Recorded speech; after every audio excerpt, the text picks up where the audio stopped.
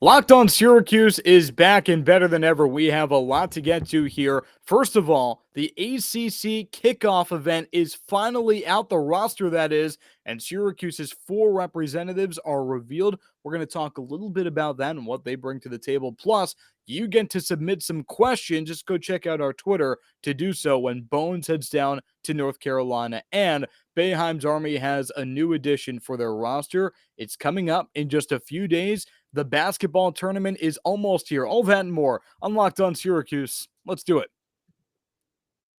Are Locked On Syracuse, your daily podcast on the Syracuse Orange, part of the Locked On Podcast Network. Your team every day.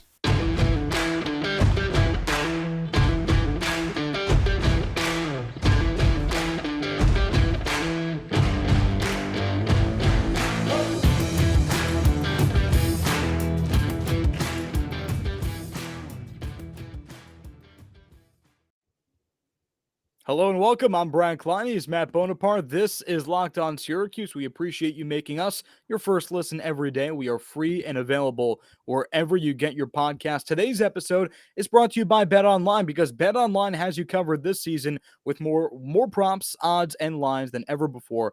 BetOnline is where the game starts. Bones, it's good to be back with you. And this time we're going back to the whole dual episode system, not dedicating one episode to one topic because today there's a lot going on, so we have to spread the love. We'll start today, though, with the ACC Kickoff event. The roster revealed for Syracuse. They're sending down a few players. That's 3, Garrett Schrader, Matthew Bergeron, and Michael Jones, and Dino Babers is going as well. Your thoughts?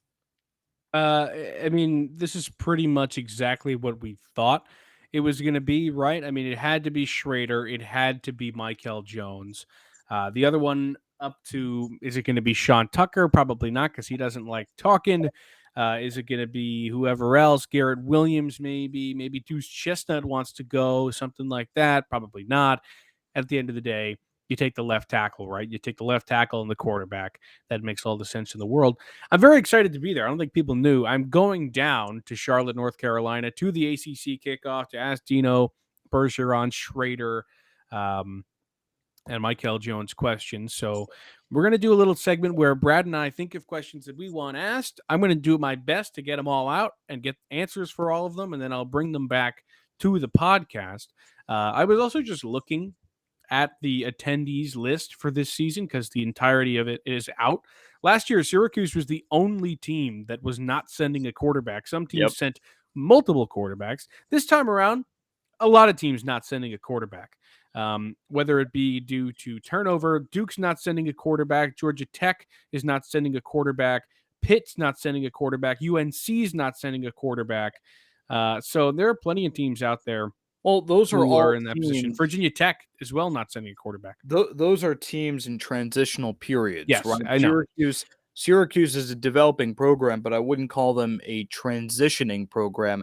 Garrett Schrader's still their guy. And before we get into the segment here, I think it's worth noting that Garrett Schrader being there isn't a surprise, but it is very, very, very important news because this is, Babers telling the world Garrett Schrader's our quarterback. He didn't know that last year, so he didn't send a guy last year, but we know now who the quarterback is. I will also just say Georgia Tech has a junior quarterback who started for 2 seasons prior, Jeff Sims. They're just not sending him. So that's not great. But yeah, it is for Syracuse. This is big. We knew this pretty much, that Carlos Del Rio Wilson was not going to get the start, but it is now set in stone pretty much. I mean, he could still win the job, but it would be pretty unlikely. Garrett Schrader is going to be the quarterback of this team, probably for the majority of this season. I don't think Babers wants to go back and forth, bounce back. I think he wants one guy all season long. So let's start with Garrett Schrader then. We'll get to Dino Babers in a second. Let's start with Schrader, QB1, somewhat obviously at this point. So what is off the top of your head? What are you looking to learn from Garrett Schrader in the ACC Kickoff? I think I want to know about what it is being with Carlos Del Rio Wilson, right? Like, what does that add to the quarterback room? What does he add to the team? Is he on your heels? Do you feel that kind of heat kind of thing? You want to know is there competition? And if so, what is the competition doing for your game right now? Because as we know, quarterback competition usually breeds good play. I mean, it breeds in practice, you're going to be going as hard as you possibly can because you got to beat out that other guy. So um, I think Carlos Del Rio Wilson's the biggest question for probably Babers and Schrader. I agree. I think that's a good question. It's a good topic that definitely will be asked, honestly, with or without you in the ACC kickoff. Other members of the media are going to want to know because that's what fans want to know about the new shiny toy that Syracuse's offense has. His name is Carlos Del Rio Wilson, but what do you do now as Garrett Schrader? You're the incumbent guy. You were the new shiny toy last year, and you had to balance a relationship with Tommy DeVito. And if you remember, too, there wasn't friction, at least exteriorly. We don't know what was happening behind closed doors, but they didn't hide the fact that the two weren't friends. They just ran in different circles, is how Garrett Schrader explained it. And I'm not going to get into mind reading Garrett Schrader, but he said, it we see each other on the field, it's business, and then off the field, it's off the field, and we I don't really. also That's fine. I think it was a really different situation because there were guys on the team who were DeVito guys, like Sure. Taj Harris was a Tommy DeVito guy. And if Tommy DeVito wasn't the quarterback of the team, he wasn't the team's best wide receiver kind of thing. And we saw that in the Rutgers game. He got so frustrated on the field, stomping his feet. I won't forget that. That was so crazy to see. And I think it was the next week he said, I'm out. So definitely a different situation where like none of these guys know Del Rio Wilson. So, and they're all on Schrader's side probably. So, different kind of team chemistry this season for the Qs, and I think that'll probably benefit them. I remember around this time last year, it was I guess it was a little bit later. Garrett Schrader was talking a little bit about learning the offense, and that's not necessarily something that people should have freaked out about, but it is something that people did freak out about a little bit. How does he not know the offense? Well, because he's new, right? Yeah. Garrett Schrader spent nearly a full season as the starter, and at this point, of course, he knows the offense, but you get the curveball of the different coordinators. So I'd like to know where he stands right now in his comfortability. Is he 100% confident in the playbook, in the system, in what the other coaches have to offer, considering there are new coaches, even though he's the incumbent starter? I think that if I had, I mean, that's a good question, honestly, for Schrader. What's it been like working with the new coordinators? How is the offense going to be different this season? I think that's a really big question because, like I've mentioned a bunch of times on this pod, Sterling Gilbert was the air it out guy. You were supposed to come in and you were just supposed to. Tommy DeVito was just supposed to throw bombs down the field, and Schrader came in and had a quarter, if that, of DeVito's throwing power, and the offense had to change radically. So now they have coordinators in there who can pretty much go to what Schrader wants to do and work an offense around him that benefits him the most. So I think that's a great question for Schrader. Let's take a time out here and talk to you a little bit about BetOnline because BetOnline, we mentioned, they're the sponsor of today's episode. Well, they're a little bit more than that. They are your number one source for all your betting needs and sports information. Find all of the latest sports developments, league reviews, and news, including this year's NHL playoffs. They were fun, and Major League Baseball. BetOnline is your continued source for all your sporting wagering information, including live betting, esports, and scores. And betonline.net remains the best spot for all your sports scores, podcasts, and news this season. BetOnline.net is the fastest and easiest way to check in on all your favorite sports and events. That includes MMA, boxing, and golf. Head to the website today or use your mobile device to learn more about the trends in action. BetOnline, where the game starts. We're talking ACC kickoff here on Locked On Syracuse. Matt Bonaparte and Brad Klein with you. All right, we got a couple of Schrader questions down. His Carlos Del Rio Wilson relationship and the comfort with the new coordinators. Let's talk Michael Jones. He's obviously the quarterback of this defense. Babers has called him that so many times. He is a huge captain and a huge leader on this team. I think the first question I have for him surrounds the defensive line. What's it going to be like this season? The defensive line last year was so fierce. They were fantastic, and nobody really expected a guy like Cody Roscoe from McNeese State, a 2-star prospect, to come in and put together such a beast season. I think for Michael Jones, the question really is, what are you looking towards? What's going to be the biggest strength, biggest weakness of this year's defense? It's a good question. It is a question worth asking, especially with the youth of the defensive line. We talked about Terry Lockett. We talked about Caleb Okacheku and the other pieces, Steve Linton, of course, and he's more of an outside linebacker, hand not in the dirt type. But for Michael Jones, I think that all he knows, especially in his unit, is stability. Stephon Thompson, Marlo Wax, and him, the triumvirate of linebackers. It's the most stable as far as depth. You can make the argument it's the most stable position group on the team. I don't even think it's a difficult argument to make. You want to contest with the running back and Sean Tucker, but that's it after Tucker. The linebackers are set, and so it makes sense to talk about the defensive line. But the number one question that needs to be asked of Michael Jones is his decision to return. Because the season finale hits, Pittsburgh game, they lose. And I remember asking him in the press conference, like, hey, I know you don't have a decision yet, but when will that decision be made? And he said really soon, soon after he came up with a decision to stay. And I asked him if he was seriously thinking about it. He was. He was seriously thinking about entering his name into the NFL draft. And I can guarantee you he would have been drafted. Don't know how high. You're going to Probably see his in like late third fourth pick. round. Yeah, probably around there. But he made the decision to invest in himself, come back for another year, finish his degree, and hope to hear his name called a little bit earlier. I think it's going to happen, but it's still a very important decision for his career and a vitally important decision for Syracuse this season. So I'd love some inside information on that.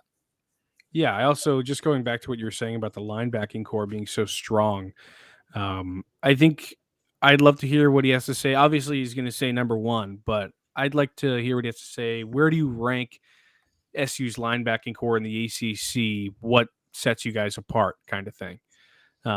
Because they are so good. I mean, Stephon Thompson, Marlo Wax, and him kind of can stack up against anybody, I really think. So I'd love to hear about what kind of strides they've made, how they've become better because they were already so good. Okay, that's Michael Jones. Let's do some Bergeron now. Matthew Bergeron, I think, who Brad has grown to like more and more as this podcast has gone on. He's a fantastic player, a guy who really got a lot better last season, kind of grew in the moment. And this year, without Aaron Service, he's going to be the guy. Yep. So there's a lot on his shoulders. There is. And so I guess my first question for Bergeron is how have you developed into that de facto leader? What have you done differently between last year and this year in the absence of Aaron Service? Because we know how important he was as a super senior on and off the field. Bergeron's role now. Yeah, I think that's a good question. What have you done differently leading up to this season that's made you a leader? hmm And again, as a Um, reminder, you're hearing questions that we're cooking up now for Bones to ask all these Syracuse representatives, but go check out our Twitter at LO Syracuse, Locked On Syracuse, and interact with us, tweet at us, and let us know what needs to be asked of these representatives for Syracuse. Again, it's Michael Jones on the defensive side, Matthew Bergeron, the left tackle, QB1 Garrett Schrader, and head coach Dino Babers. and feel free to email us at losyracuse44 at gmail.com. If you don't want to tweet, have your opinion out there for the Twitterverse, feel free to email us. We will definitely see it. Okay. What else for Bergeron? I mean, this is a really young offensive line, like you said. He's definitely the leader, and a lot of guys who haven't really gotten that kind of playing time are going to be thrown into the fire. I'd like to hear his opinion on like who has surprised him in camp that he didn't expect. Like, who is it? Josh Iloa? Did he come out and just start playing really well? Like, who's coming out and who's going to be fantastic? So that's really what I want to hear about. Yeah, I think that Bergeron would give a pretty good would be a pretty good barometer for that, and that's something that's going to be really important for Syracuse going forward. The depth and the unknown guys. And how many times have we turned around week 7 or whatever it is and just said, you know what, Syracuse could be better, but where would they be without this guy that we were not expecting much from, Sean Tucker, right? So you think about that. Yeah, I was going to also mention Sean Tucker for Bergeron as well. Obviously, Sean Tucker, he's a fantastic athlete, but can do none of it without Matthew Bergeron in that offensive line. So, a question to Bergeron about Tucker. Obviously, we know he's fantastic, so you can't really ask him a question that is about whether or not Tucker's going to be good. So, I don't know. Maybe I'll mull that one over. Maybe But what what I just makes thought him of, so effective, but he's been asked about Tucker multiple times, and he will be again. How could you not? But I think that Bergeron, the biggest thing for Bergeron is him as a leader. And honestly, if you want to throw this down again as another question, is how is the pass game developing? The receiving core is in a lot of question. Garrett Schrader seems to be the guy. I mean, he's sitting next to Bergeron at ACC Kickoff, right? So you'd expect Schrader to be the guy, and his arm has been a question mark, was a question mark all of last year. So how is the passing game different between last year, and how will it be different this year? I think that's a good question. I think for Schrader, you could ask him about receivers as well. Yeah. Who's grown the most? Just kind of a generic one. All right, on to the big man, Dino Yep. Babers. All right. Now, a I'll question. just say it. I'll just say it. The first question that needs to be asked and likely will be of Dino is on the conference realignment stuff. And he probably knows as much or as little as we do, but he's a man of authority and you would think that he has a vested interest in this. So I want to know about where he thinks college football is headed and where he thinks Syracuse stands in that game of musical chairs. Yeah, I think you're gonna. Okay, of course. Like Dino he gives fun sound sometimes. Like he'll start talking Yeah. about the cake hasn't been baked yet or whatever. But he's always also going to be like, we're up there with the best of them. Blah blah blah, and you're just going to be like, all right, Mahalo for your Kakua. yeah, exactly. Um, so I would like to hear what he has to say, but I think you're going to get something generic on that. Maybe. I want to hear about Danny Villari Yeah. for Babers. Like, what is he going to do? Like, how is Danny Villari going to be included in the offense? Yeah, I've heard some rumors about him as a Taysom Hill type, but I don't know. My expectation is that he's going to add depth and that they might use him as a gadget. But my thought is that they brought Valari in not expecting to land a Carlos Del Rio Wilson, and now it's an embarrassment of riches, which is not a problem. That's good and essentially needed with how fluid the transfer portal is right now. But what Valari has over Del Rio Wilson is that he was at Syracuse for spring ball, and that's a big factor right there. I Yeah, think I think in tune with the Valari question about what his role will be, try to figure out where he ranks on the depth chart, at least going into the season, right? Because we all think that Del Rio Wilson is more talented, but Valari has more experience, both as a collegiate quarterback and as a Syracuse quarterback as well. yeah. Um, I think you're right in the fact that I think we're taking all for granted a little bit about Carlos Del Rio Wilson saying, okay, of course he's quarterback too. But I wouldn't be surprised if Babers goes out there and is like, he still has to earn it, blah, blah, blah. And that would be valuable information too. Um, yeah, for Babers, I mean, this is such an interesting season for him, right? Like his job's not on the line, but the fans want it to be. Um, Wild Hat claims he's not on the hot seat, but he also has had 3 incredibly disappointing years of football. Uh, I think, you've got to ask him what makes this year different. Why are they going to be good this year? Obviously, he has full confidence in the team, and you can't really ask him how much confidence he has. But why are they going to be good this year, and why were they not last year? Why couldn't they do it last year, and why will they this season? Yeah, and you know how I feel about this topic. It's definitely Brad's chip on his shoulder, but November, right? November needs to be asked about. And And if you want to guess, he's going to talk about injuries and fatigue, but it's an unacceptable answer from where I'm sitting, right? Because everyone's injured at that part of the year and everyone's fatigued. But why can't Syracuse win in November? Yeah, that's a good question. I mean, what are they? What's the stat on that? Do you know it off the Oh, top of your head? it's I'll look it 5 up. and they're 5 and I believe 16 in November In under his Baker. tenure? Yeah. Wow. Okay, I'm gonna fact check that, but you Go keep ahead. going. It's definitely in that realm. But yeah, Dino Babers has really struggled late in the season. So just to recap on Babers specifically, we ask him about conference realignment, Dan Villari's role and where he ranks on the depth chart, how this season is going to be different from last, a wildly disappointing year. It's funny because if you told Syracuse fans at the beginning of last year 5 wins, I don't think they would have scoffed at it. But by the time you got to November with 5, you're expecting a bowl game and it didn't happen. And why can't this team win in November? So yeah, Dino Babers, that's been his Achilles heel, but he goes into this season with definitely a little bit more than he had last year. You bring back your best player, or best defensive player at least, at Michael Jones from the NFL, and then Sean Tucker, of course, is going to dominate defenses. The question is, how much can he do alone with the stacked boxes? So as Bones rummages through 5 and 17. Okay, I was close. I said what, 5 and 16? Yeah, you're very close. Let's go. I mean, 5 and I 17 didn't is garbage. It's terrible. I didn't include December, but I feel like I should because it's late season. Yeah, it's a November stat. Also, if you included December, that would It's be 6 and 8. It's 6 and 18. okay. Yeah, I'm surprised they won a game in December. I guess they It's the Hampton Road Bowl. Yeah. Yeah. Okay. Yeah. So if you do whatever you want, neither one is good. 5 and 17, 6 and 18, they're both terrible. So, and that's when you need to be playing your best football, right?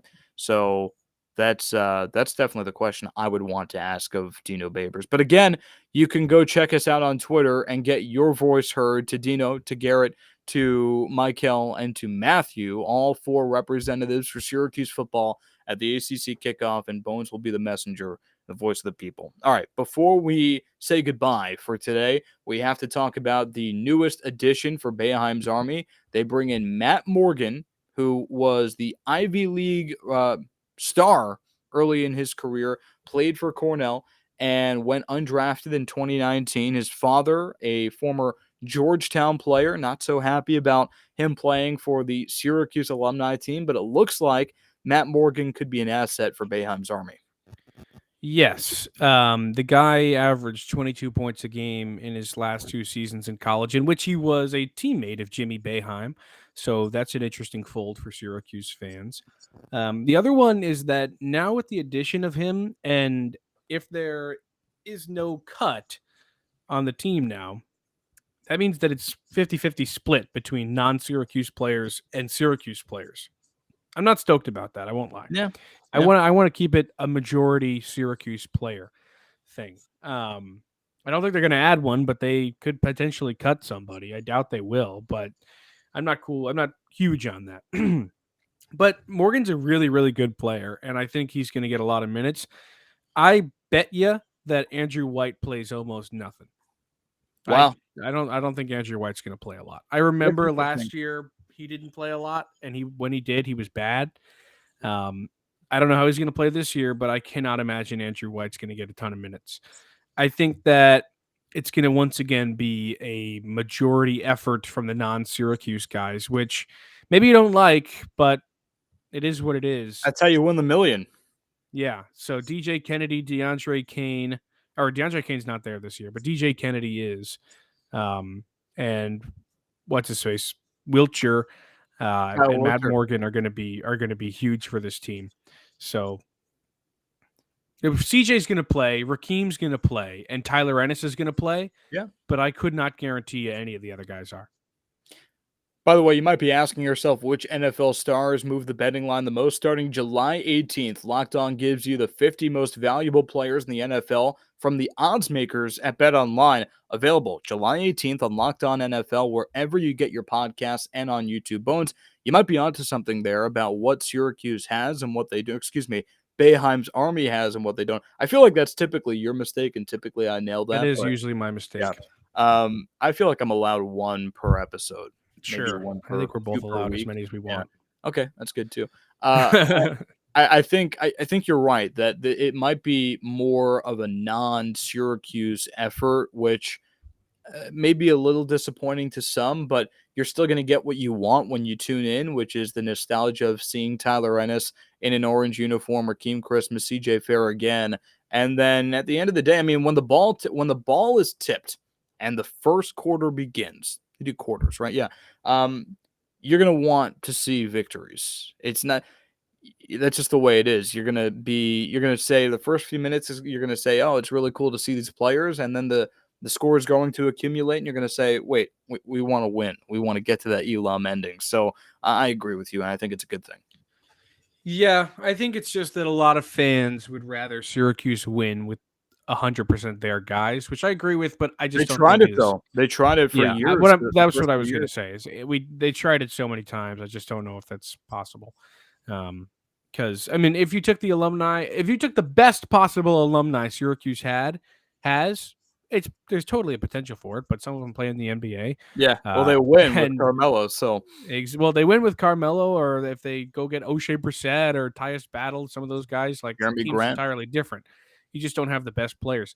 So I mean, they're going to be good. They're going to be really good, and I think Matt Morgan makes them that much better. I think this is going to be the most talented the TBT has ever been. So Yeah. I'm really, really excited to see it. And we were saying that before Morgan was added. I will say, Bones, before he's 24, before we started recording this podcast, and we're recording it on Thursday afternoon around 3:30 right now Eastern.